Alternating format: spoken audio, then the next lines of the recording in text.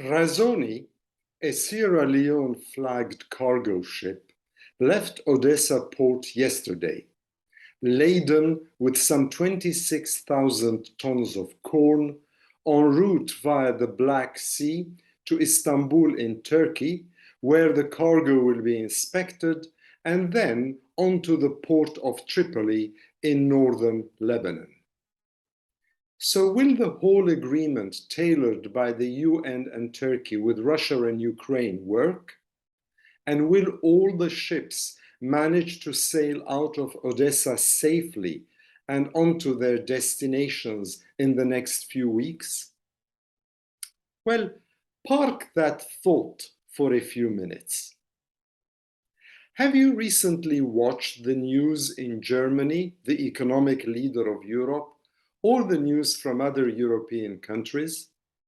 The only topic of urgency on the news is the hike in energy prices, the desperate search for alternative sources of oil and gas, and the panic.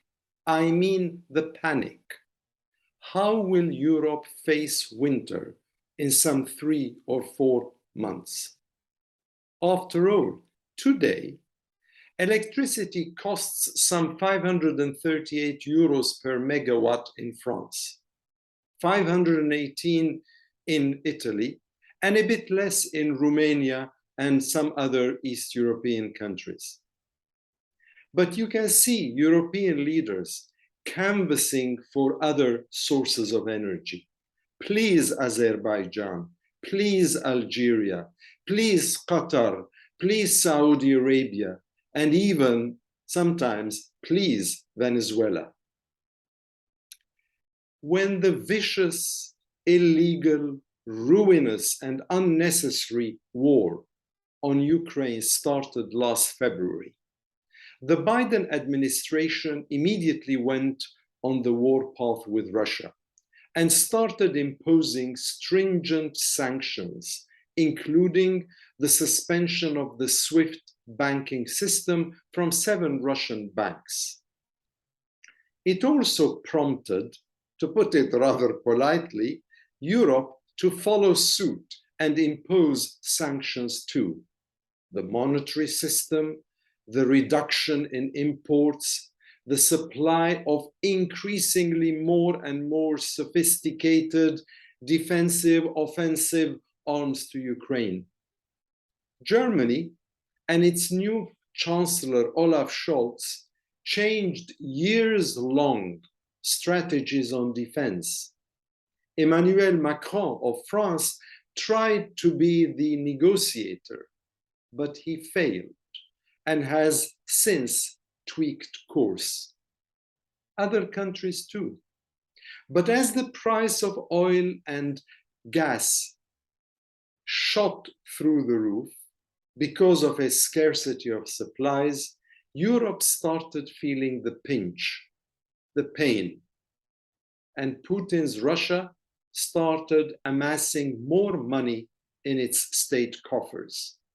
Instead of causing pain to Russia and having Putin climb down ignominiously and swiftly, we in Europe are now the ones beginning to feel the effect. And we are looking surreptitiously at the panic button. In my opinion, Russia will not relent in the face of hardship. Its history and the system it has in place are made to cause and endure pain. But we in Europe aren't so in our majority, and we will start wincing increasingly more as the colder months draw nearer.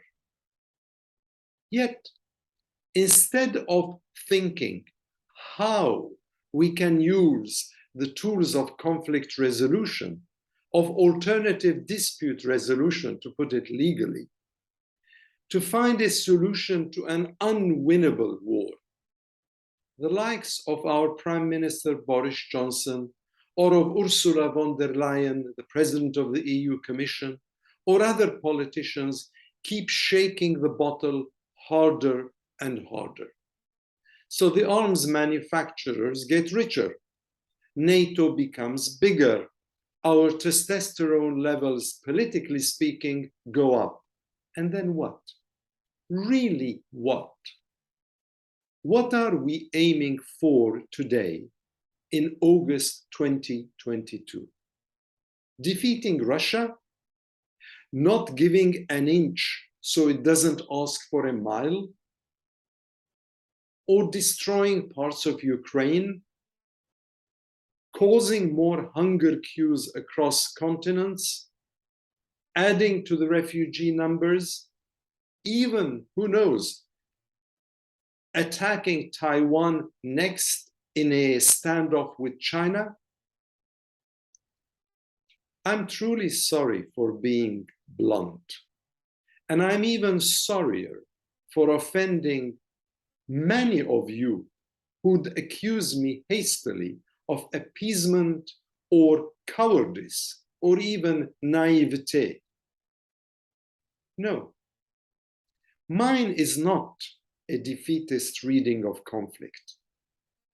Like Africa, like Latin America, like the MENA and Gulf regions, we in Europe should pause and start deploying our considerable soft power and its attendant resources, our diplomatic expertise to negotiate a compromise, a deal between Ukraine and Russia. Yes, a compromise and not a one-way traffic, regardless of whether Putin can use his right arm or is seriously, terminally ill.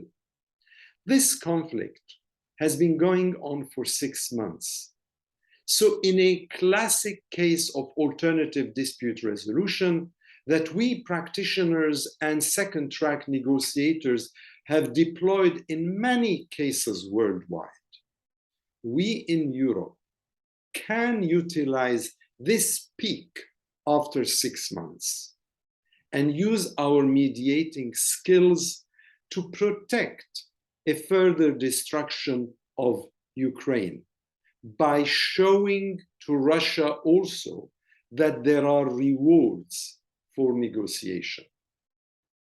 Read what Geoffrey Roberts, an academic at Cork University in Ireland, wrote in the Irish Times. Just Google it. It was published on 13 July. It is available on the internet, and it evokes, in my humble opinion, common sense. What I'm saying is not about cowardice or surrender or even misinterpreting world conflicts or even strictly speaking about human rights. It is not even about a pick and choose of conflicts. It is about a life-saving methodology for preventing more deaths, more destruction, more meltdown, and more perils here across our own continent in Europe and in the Ukraine and Russia too. So, what does Europe want? Not what does America want, not what does Ukraine want, not what does anybody else want. What does Europe want? What does the EU want? Ask yourself that question. And don't be impressed by lofty statements or self-serving threats. Yes, ask yourself simply, can we negotiate a deal that safeguards Ukraine in a more rational world order, just as we negotiated the passageway for Razoni across the landmines of the Black Sea? Can we? Just ask yourself, can we?